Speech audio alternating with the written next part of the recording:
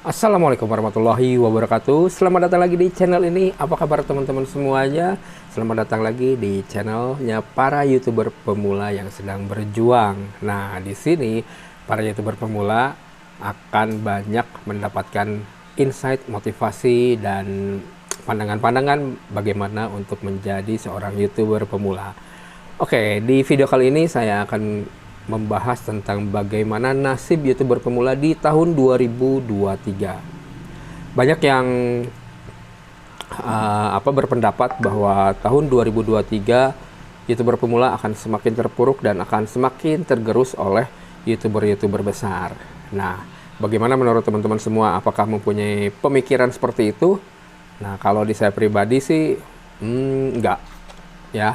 Jadi kita tetap harus optimis dan positif ya.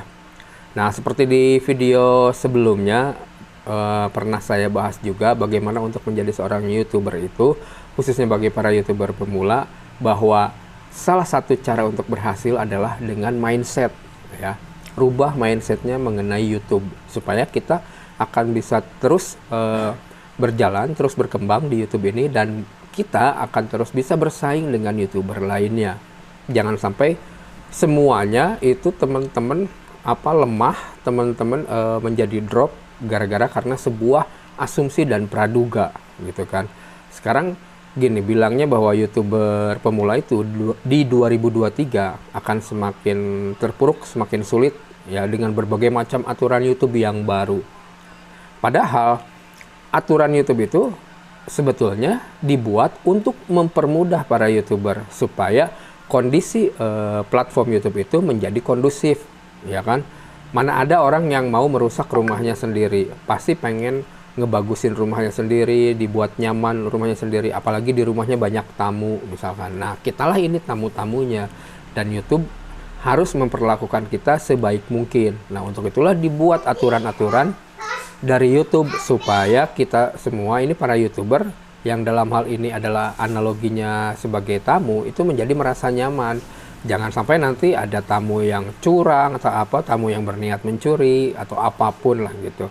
Nah, disitulah YouTube membuat aturan di platform YouTube-nya. Tapi kebanyakan orang berpikirnya pesimis dan berpikirnya terlalu negatif dan dangkal, yang akhirnya membuat para YouTuber pemula ini bakalan kalah bersaing, bakalan tergerus lah, yang nampaknya YouTube itu berpihak kepada YouTuber besar. Ya, harus kita ingat, harus kita pikirkan bahwa YouTuber besar itu juga tadinya berawal dari nol. Tidak ada seorang YouTuber yang tiba-tiba mempunyai langsung 100.000 subscriber, 1 juta subscriber. Nah, tapi ada yang bilang, itu artis gimana caranya? Nah, kalau berbicara masalah artis, itu authority-nya sudah berbeda, gitu kan. Sekarang pertanyaan saya gini, pada saat artis memulai karirnya menjadi seorang artis, kalian menjadi apa? Tidak menjadi apa-apa. Tapi si artis itu memulai karirnya dari luar YouTube, yang akhirnya dia mempunyai nama besar, mempunyai otoritas atau authority, yang pada akhirnya pada saat terjun ke platform YouTube, nggak usah platform YouTube deh, di platform lain pun, mau di Instagram, mau di TikTok, mau di Facebook, artis itu membuat akunnya langsung rame karena autoritinya atau otoritasnya sudah berbeda, ya kan? Karena dia sudah menjadi public figure di luar platform tersebut, mereka sudah terkenal dan sudah banyak masanya. Jadi pada saat masuk ke YouTube itu akan langsung rame, baik subscriber maupun view dari videonya. Tapi tetap pada saat pertama bikin akun pasti dari nol, artinya dari angka nol subscribernya, tidak langsung tiba-tiba 1 juta, ya kan? Nah, untuk itu bagaimana cara para YouTuber pemula ini bisa bersaing? Yaitu harus membentuk dulu mindset, gitu kan. Nah, jangankan kalian, saya sendiri pun sama sedang berjuang untuk mengembangkan channel YouTube saya ini, ya kan. Nah, kalau pertanyaannya, wah ini juga baru bikin, subscriber juga mungkin baru 100 lah, masih sok-sokan harus ngomong tentang YouTube. Oke, seperti yang saya bilang singgung sebelumnya, memulai channel YouTube itu pasti dari nol. Dan ini adalah channel saya yang kesekian. Dan otomatis tidak akan langsung jadi 1000 subscriber, gitu kan. Meskipun ada, nih saya kasih tahu, mau besok 1000 dan 4000 jam tayang itu bisa. Kalian bisa tinggal langsung ajukan monet, ya kan?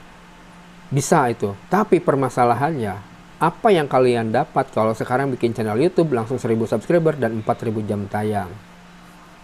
Kalian tidak akan mendapat apa-apa dan kalian akan tetap tidak tahu apa-apa tentang YouTube. Itulah kenapa YouTube itu membuat aturan mengenai 1000 subscriber dan 4000 jam tayang. Supaya apa? Supaya kita belajar dari bawah, belajar setahap demi setahap untuk berhasil dan sukses di YouTube. Semua orang yang berhasil itu adalah orang-orang yang ditempa dengan pengalaman dan pengetahuan. Yang pada akhirnya, pada saat dari 0 subscriber, 0 jam tayang, kita mencapai 0 subscriber, 1000 subscriber, 4000 jam tayang. Kita akan belajar bagaimana belajar pola di YouTube, bagaimana kita belajar membuat video supaya lebih baik dari waktu ke waktu. Sehingga pada saat nantinya besar, kita akan menjadi seorang YouTuber yang berkualitas. Hanya saja, banyak sekali yang berpikir bahwa pengen langsung mendapat 1000 subscriber, 4000 jam tayang. Dan bahkan, karena malasnya belajar, sampai bertahun-tahun, itu subscriber sama jam tayang nggak nambah-nambah. Gitu kan, yang ada tahun depan hilang lagi jam tayang. Subscriber makin setiap harinya hilang timbul, gitu kan. Nah, akhirnya mencari berbagai macam cara yang tidak sesuai dengan kaidah-kaidah yang ada di per-YouTubean. Nah, di sini nanti saya akan mencoba untuk tetap sharing bagaimana untuk tetap bertahan, bahkan bisa berkembang, bahkan sampai bisa monetisasi di YouTube. Nah, untuk metodenya, seperti kita tahu, metode subscriber, metode 4000 jam tayang, itu banyak sekali metodenya. Dan sudah banyak bertebaran di YouTube yang nge-share. Nah, kalau saya di sini tidak fanatik kepada salah satu metode. Kenapa? Karena masing-masing itu punya kelebihan dan kekurangan. Nah, disitulah kita belajar bagaimana untuk menyempurnakan dan melengkapinya, ya. Karena saya sendiri mengalami ada channel yang pertumbuhannya lambat, gitu kan, tapi pada ujungnya ya monet. Ada yang sangat cepat, gitu kan, dan ada juga cepat monet tapi cepat turun juga. Nah, dengan kondisi dan hal-hal tersebutlah kita bisa belajar dan akhirnya bisa mempunyai pengalaman bagaimana di YouTube. Nah, buat teman-teman di sini para YouTuber pemula dan semua para YouTuber pemula, silakan saling dukung, saling support sesama YouTuber pemula untuk bisa saling untuk bisa maju bersama dan berkembang bersama. Yang penting jangan pernah menyerah dan jangan pesimis. Tetap optimis bahwa dengan kita berusaha setiap hari, kita mengupload tiap hari, membuat konten tiap hari, kita akan membuat sebuah kualitas dan perbaikan dalam channel kita. Gitu. Itu yang akan membuat kita berkembang. Jangan pernah berpikir bahwa YouTube itu adalah sesuatu instan. Perlakukan YouTube kalian itu, channel kalian itu seperti usaha dagang atau seperti bisnis yang setiap hari harus ada barang dijual. Barangnya habis, itu bikin lagi, produksi lagi. Setiap hari itu usahakan produksi dan nanti ada inovasi dan lain-lain. Begitupun di channel YouTube. Kalian akan berimprovisasi, akan berkembang baik dalam kualitas pembuatan video maupun pemikiran. Nah, nantinya akan lebih bahkan kalian mungkin nanti akan bisa bercerita pengalaman setelah kalian mengalami berbagai macam hal. Seperti halnya saya di sini, saya bisa bercerita seperti ini karena sudah mengalami beberapa macam hal, kondisi yang ada di dunia YouTube. Dan perlu teman-teman ketahui lagi juga bahwa saya belajar itu, selain saya belajar dari tutorial-tutorial YouTube yang gratisan ada di YouTube banyak itu, saya juga banyak belajar kepada para suhu-suhu YouTube mengenai bagaimana per-YouTubean yang ternyata mereka juga punya pemahaman masing-masing, punya mazhabnya masing-masing, yang akhirnya saya kombinasi, kolaborasi, dan akhirnya disinilah saya dan nanti akan sharing ke teman-teman semuanya ya. Yang penting sekarang adalah untuk di awal berkarir di YouTube atau membangun sebuah channel YouTube itu yang penting perbaiki dulu mindsetnya